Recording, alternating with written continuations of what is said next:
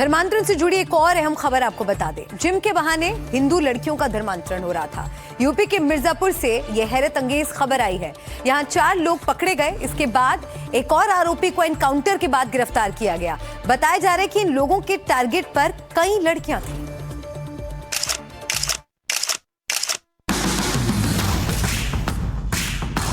Gym के अंदर धर्मांतरण का धंधा, फिटनेस बहाना, हिंदू लड़कियां निशाना।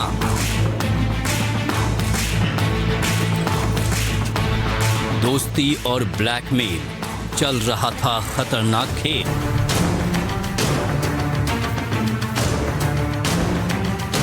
यूपी के मिर्जापुर से एक बहुत बड़ा खुलासा हुआ है। यहाँ जिम के अंदर धर्मांतरण के खेल का पर्दाफाश हुआ है। फिटनेस के नाम पर जिम खोला, लेकिन अंदर कुछ और ही खेल चालू हो गया। इस साजिश की परतें जैसे जैसे खुली, एक के बाद एक 5 लोगों के नाम सामने आए। अस्पताल के बेड पर घायल पड़े इस शख्स का नाम फरीद है। फरीद आयरन फायर जिम में ट्रेनर के रूप में काम करता था। इसे पुलिस ने मुठभेड़ के बाद पकड़ा है। जानकारी के मुताबिक ये उसी गैंग का सदस्य है जो जिम के अंदर धर्मांतरण का धंधा चलाने में शामिल थे। मिर्जापुर में जिम की आड़ में धर्मांतरण के प्रयास के आरोप में पुलिस ने अब तक 5 लोगों को गिरफ्तार किया है। 4 लोग पहले ही गिरफ्तार किए गए थे।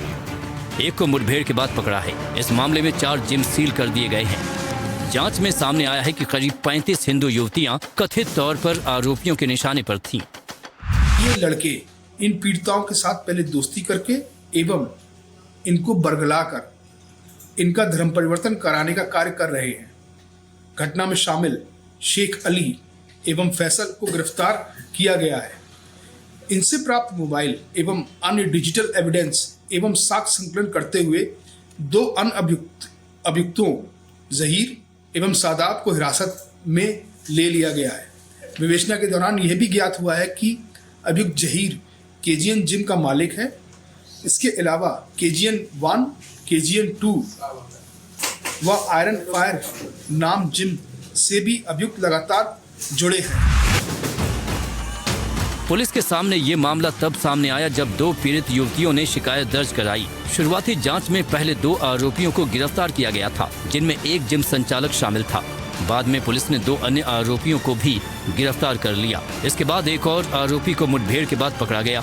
जो जानकारी मिली है उसके मुताबिक इन जिम में आने वाली युवतियों से पहले दोस्ती की जाती थी, फिर धीरे धीरे उन पर धर्मांतरण के लिए दबाव बनाया जाता था। जांच के दौरान गिरफ्तार आरोपियों के मोबाइल फोन की तलाशी ली गई। मोबाइल में कई आपत्तिजनक फोटो और वीडियो बरामद हुए हैं। सूत्रों के मुताबिक इन मोबाइल फोन में लगभग 30 से 40 युवतियों की तस्वीरें और वीडियोज मिले हैं। आरोप है कि ये लोग जिम में आने वाली महिलाओं से दोस्ती कर उनको प्रेम जाल में फंसाते थे, वीडियो बनाकर पैसा वसूलते थे। धर्मांतरण की बात भी सामने आ रही है। जो 5 आरोपी पकड़े गए हैं उनके नाम हैं मोहम्मद शेख अली, फैजल खान, जहीर, सादाब और फरीद। जिन जिम को सील किया गया है उनमें ये केजीएन जिम भी है। किराए के मकान में जिम चलाया जा रहा था। मकान मालिक का कहना है कि इस बारे में कोई जानकारी नहीं थी। इमरान खान पुत्र इसरार खान को किराए पर रहने के लिए दिया था, रहने के लिए नहीं, जिम चलाने के लिए दिया था। अब इसमें क्या हो रहा है क्या नहीं हो रहा है इसकी हमको कोई जानकारी नहीं है। पुलिस वाले जांच कर रहे हैं।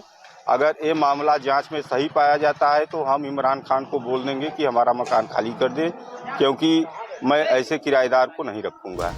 पुलिस इस पूरे मामले की जांच को हर पहलू से आगे बढ़ा रही है। इस मामले में क्या कोई और भी जुड़ा है, ये भी जांच की जा रही है। हालांकि ये संदेश साफ है कि इस तरह के अवैध धर्मांतरण से जुड़े लोगों के खिलाफ कड़ी कार्रवाई होगी। Bureau report, NDTV India. और अब खबर यूपी के मुरादाबाद से, जहां डबल मर्डर से सनसनी फैल गई है। एक प्रेमी जोड़े की फावड़े से काटकर हत्या कर दी गई। जब सच खुला तो पता चला ये पूरा मामला हॉरर किलिंग से जुड़ा था। झूठी शान में भाइयों ने ही बहन और उसके प्रेमी का कत्ल कर दिया।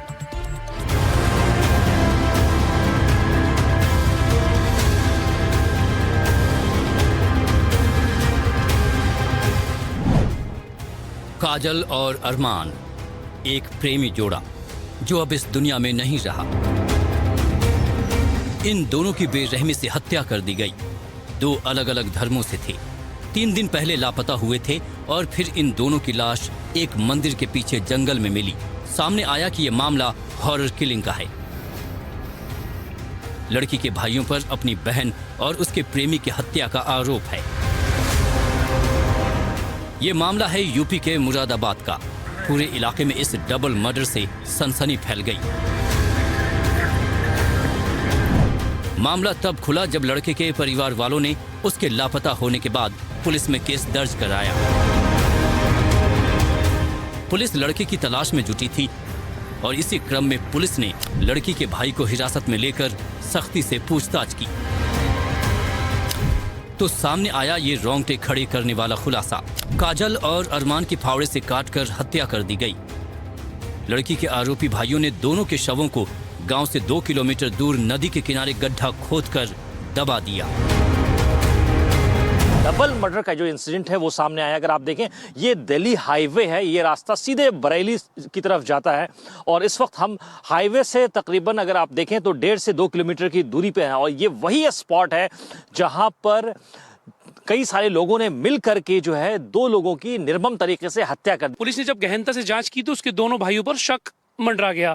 जब शक मंडराया तो पुलिस ने और सख्ती की तो उसके दोनों भाइयों ने कबूला कि हमने उनको मार दिया है और फावड़े से काटकर इस किनारे में यहाँ दबा दिया है। ये वही गड्ढा है जहां पर उन दोनों लाशों को ठिकाना लगाया। अच्छा, मुझे ये बताइए, इस मामले के अंदर जो है एफआईआर दर्ज कर ली गई है, 2 लोगों को अरेस्ट किया गया। एफआईआर जो है कितने लोगों के खिलाफ दर्ज की गई है? देखिए, एफआईआर जो है वो 3 लोगों के खिलाफ दर्ज है, लेकिन 2 लोगों को अभी उसके जो लड़की है काजल, उसके भाइयों को गिरफ्तार कर लिया गया है। दोनों को फिलहाल अभी जांच इसमें जारी है। जो भी वो शख्स सामने आएंगे, एसएसपी जो मुरादाबाद सतपाल अंतिल, उनका कहना है कि उस हिसाब से कार्रवाई की जाएगी। मुरादाबाद में दोनों के घर एक दूसरे के आसपास थे। हत्या के आरोप में काजल के 2 भाइयों को गिरफ्तार कर लिया गया है। काजल के घर में इस समय कोई मौजूद नहीं है। पुलिस आगे की जांच में लगातार जुटी हुई है। ये जो जहां पे हम खड़े हैं इस वक्त, ये काजल का घर है और ये सामने दीवार है और इसके पीछे मुश्ताक का घर है। इस वक्त अगर आप देखें तो विजुअल्स में साफ क्लियर है कि यहाँ पर इस वक्त काजल के घर में कोई भी मौजूद नहीं है। तो इस मामले के अंदर एफआईआर जो है वो दर्ज कर ली गई है और इसके अलावा 2 भाइयों को काजल के गिरफ्तार किया जा चुका है। बताया जा रहा है कि रविवार रात अरमान अपनी प्रेमिका से मिलने उसके घर पहुंचा था।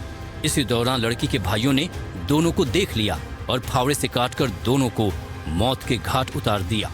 सबूत मिटाने के लिए आरोपी दोनों शवों को जंगल में ले गए और मंदिर के पास नदी के किनारे गहरा गड्ढा खोदकर दफन कर दिया।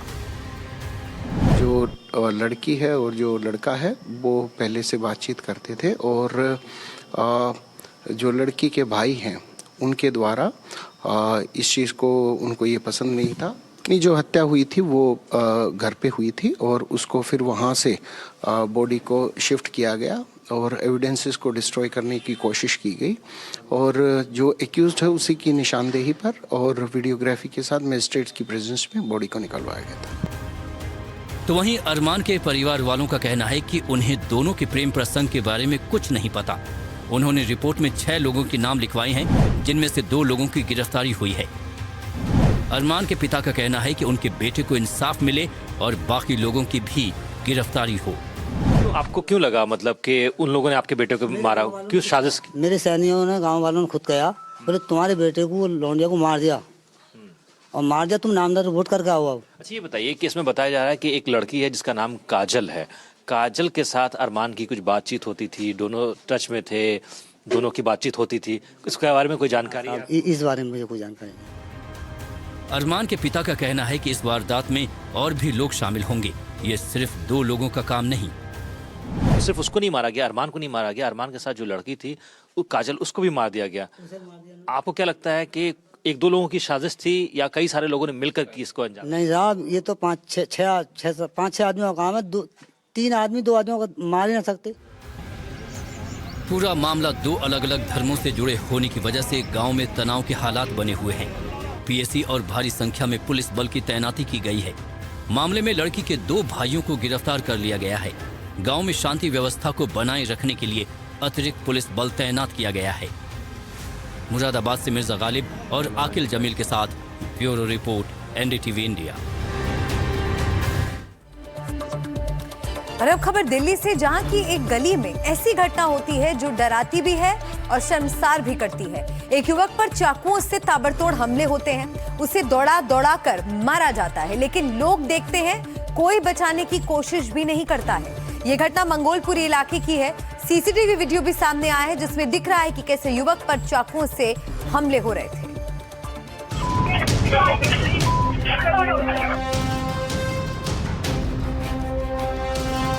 ये तस्वीरें दहलाने वाली हैं। ये तस्वीरें रोंगटे खड़े करने वाली हैं। दिल्ली की एक गली में जो हुआ वो डरा देने वाला है। युवक पर चाकुओं से ताबड़तोड़ हमला, एक के बाद एक कई बार वार। ये खौफनाक तस्वीरें सीसीटीवी में कैद हो गईं। आप देख सकते हैं कि कैसे एक युवक को कुछ लोग घसीट कर मार रहे हैं। उस पर चाकुओं से इतने हमले होते हैं कि गिनना भी मुश्किल हो जाता है। ये युवक किसी तरह भागने की कोशिश करता है, घर का दरवाजा खोलकर अंदर जाने की कोशिश करता है, लेकिन उसे बाहर खींचकर निकाल लिया जाता है और फिर चाकू से हमले होते हैं। तस्वीरों के जरिए हम दिखाया, मेरे पीछे ये जो आप जाली वाला गेट देख रहे हैं हम, यही वो गेट है जहां पर आकाश घटना के वक्त घुसने की कोशिश कर रहा था।